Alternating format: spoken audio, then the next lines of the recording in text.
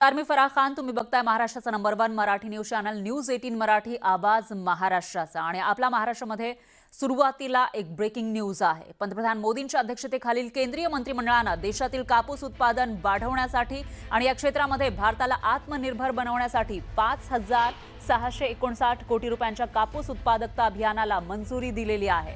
2026-27 ते 2030-31 या 5 वर्षांच्या कालावधीमध्ये ही योजना राबवली जाणार आहे। या योजनेचा मुख्य उद्दिष्ट कापसाची गुणवत्ता सुधारून जागतिक वस्त्रोद्योग बाजारामध्ये भारताची ताकद वाढवणं हे आहे। आणि या मिशन अंतर्गत उच्च उत्पादनक्षम आणि रोगप्रतिकारक बियाणे विकसित केली जाणार आहेत। शेतकऱ्यांना आधुनिक कृषी तंत्रज्ञानाचं प्रशिक्षण दिलं जाईल। तसंच कस्तुरी कॉटन भारत या ब्रँडद्वारे भारतीय कापसाला जागतिक बाजारपेठेमध्ये प्रीमियम ओळख मिळवून दिली जाणार आहे।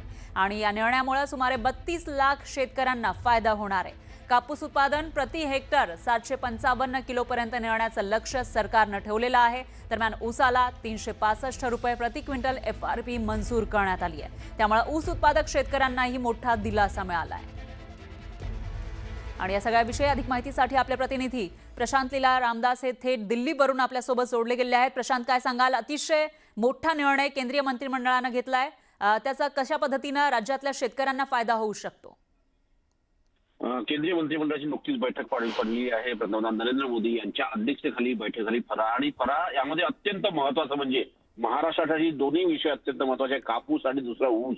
ऊसच्या संदर्भात त्यांनी 2026 आणि 27च्या हंगामासाठी 3,665 रुपये प्रति क्विंटल म्हणजे साधारणतः 3,650 रुपये चा दर मंजूर केलेला आहे। आणि यामध्ये फायदा असा होणार आहे की या निर्णयामुळे देशभरातील जे ऊस उत्पादक शेतकरी आहेत त्यांना एक मोठा दिलासा मिळणार आहे।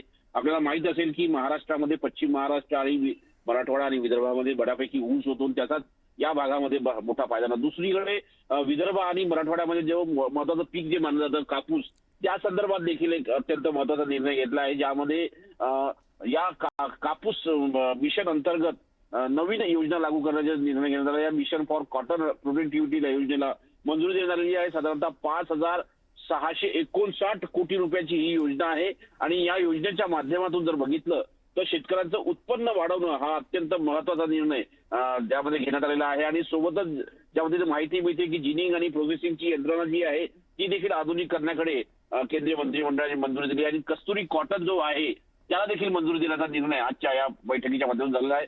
त्यामुळे एक मोठा फायदा कापूस उत्पादक शेतकरी आणि ऊस उत्पादक शेतकऱ्यांना व्हावा यासाठी केंद्रीय मंत्रिमंडळाच्या बैठकीत निर्णय घेण्यात आला आहे। खरं आहे प्रशांत, धन्यवाद तुम्ही दिलेल्या या सविस्तर माहितीसाठी।